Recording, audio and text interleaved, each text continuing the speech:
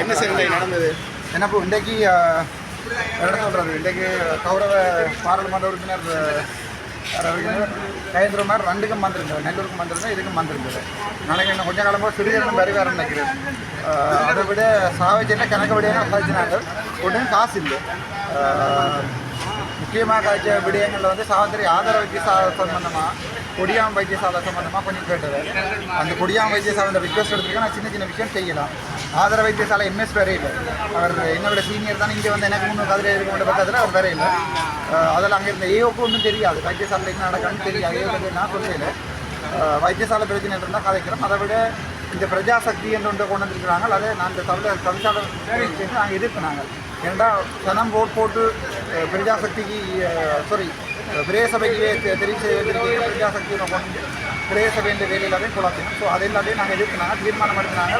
பிரஜாசக்தி முன்மொழிவுகளை இந்த பிரேசபை ஒருங்கிணைப்பு கொடுத்துள்ளதில் நாங்கள் கணக்கெடுக்க மாட்டோம் என்று சொல்லி இங்கே நல்லூரில் எல்லாமே முடிவெடுத்துருக்கிறோம். அதை விட முக்கியமாக கதைக்கிறன்றது இந்த வாய்க்கால் புனரமைப்பு, பாத புனரமைப்பு சம்பந்தமாக கதைக்கிறேன். அது சம்பந்தமாக ஓகே பார்க்குறோம்னு சொன்னாலும் செய்கிறது காசு இல்லை. இதை விட வேறு ஒன்றும் இல்லை. சரி சார், நேற்று நீதிமன்ற வழக்கு சாவச்சேரி நேற்று நடந்தது வந்து மன்னார். நேற்று மன்னாரில் நடந்தது. மன்னார் நடந்த போலிங் அடுத்த டேட் போயிருக்கிறது. மற்ற சாவச்சேரியில் 5 வழக்குலையும் ட்ரையல் நடக்குது. இப்போ எனக்கு வழக்கு போட்டவர்களுக்குரிய அவர்களுடைய வாக்குமூலம் பெறப்படுது. அதுக்கடுத்து என்னுடைய வாக்குமூலம் பெறும். அதுக்கு பிறகு கொஞ்ச நாளில் வழக்கு தீர்ப்பு வரும். நான் இப்போ நீதிமன்றத்தில் நம்பிக்கை இருக்குது. இப்போ சரியான நம்பிக்கை வந்துருக்கு நீதிமன்றம். சுமூகமாக அங்கே நல்லூரில் இளங்கமரம் தெரியுது. நான் தான் தலைவர் உண்டு, மஞ்சள் நீங்கள் தலைவர் யாரும் இல்லை. நாங்கள் தலைவர் யாருக்கு ஆசைப்படையிலேருந்து முதல் கொஞ்சம் குழம்பினவர் இளங்கமரம். அதுக்கு பிறகு அந்த லைவ் எடுத்து பார்த்தீங்கன்னா தெரியும். அதுக்கு பிறகு சும்மா வந்துட்டார். இந்த கயேந்திரமாருக்கும் இளங்கமரனுக்கும் இடையில தான் அடிபாடு வந்தது. கயேந்திரமார் வந்திருந்து இளங்கமரோட சண்டை பிடிச்சார். என்னை பொறுத்த வரைக்கும் நான் பேசாமல் இருந்தேன். ஏன்னா கயேந்திரமார் கதைக்கிறது அரசியல் காணிக்கிறதால நான் குழப்பையில் ஒருத்தரையும் நான் எந்த பாட்டில் இருந்தேன். சிவனை எந்த அடிபாடுங்க ஆண்டு கூட பேசாமல் இருந்தேன். நான் ஒன்று கிளைம் தலைவர். நன்றி.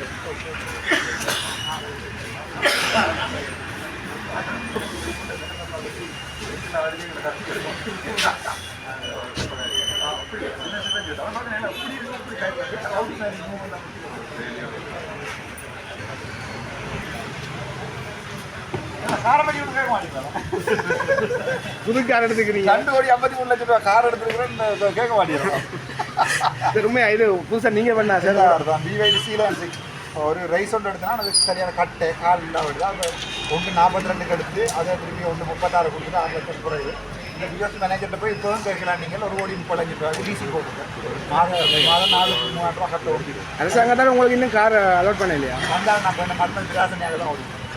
சரி சொந்த காரில் ஓடினாங்க.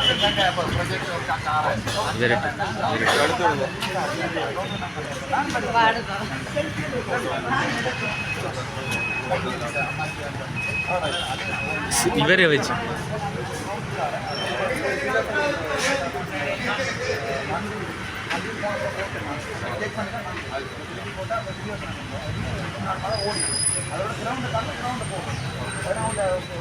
மந்திரி கோடியில கிரௌண்டு கொடுத்துட்டாரு. வடிவ கிரௌண்டை டெவலப் பண்ணி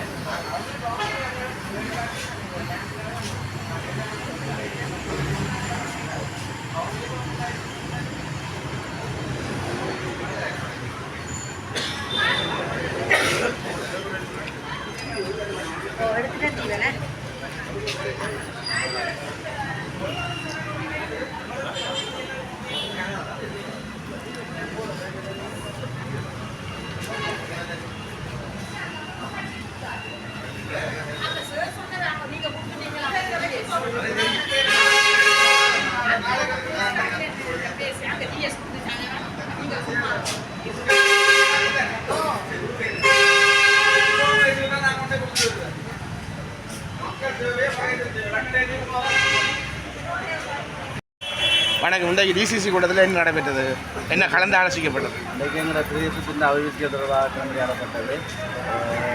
பெரும்பாலும் சுமூகமாக தான் இந்த விஷயங்கள் நடந்தது.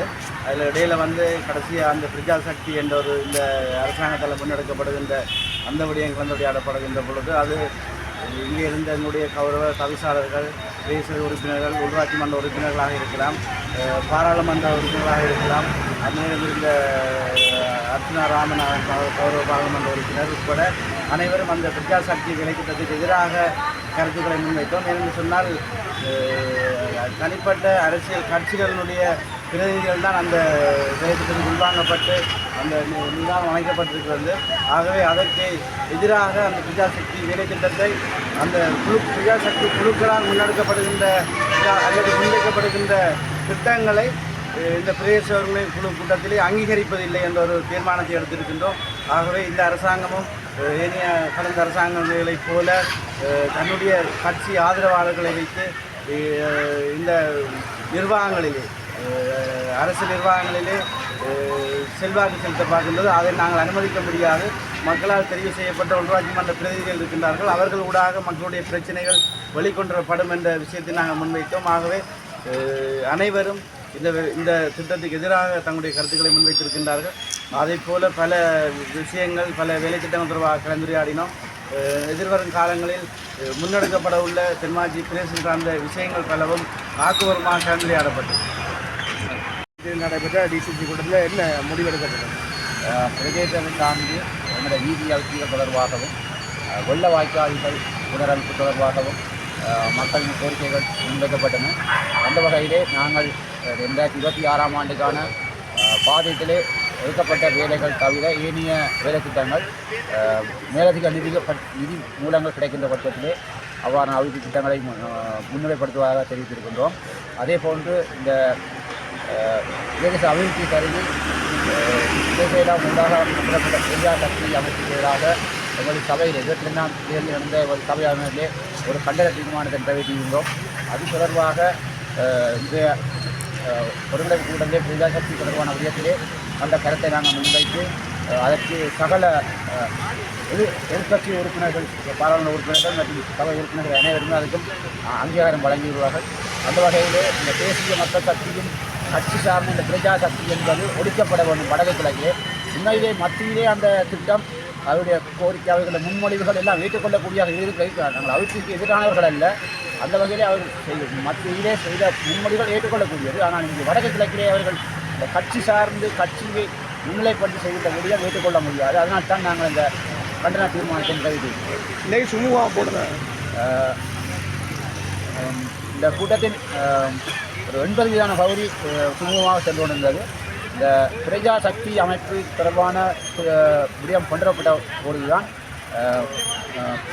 அவர்கள் எல்லோரும் கூப்பிட்டார்கள். நாங்கள் எமது கருத்துக்களை ஆணித்தரமாக முன்வைத்தோம். அதுக்கு அங்கே இருந்த பாராளுமன்ற அர்ச்சனாமனுக்கு ஆதரவளிக்கின்றார்.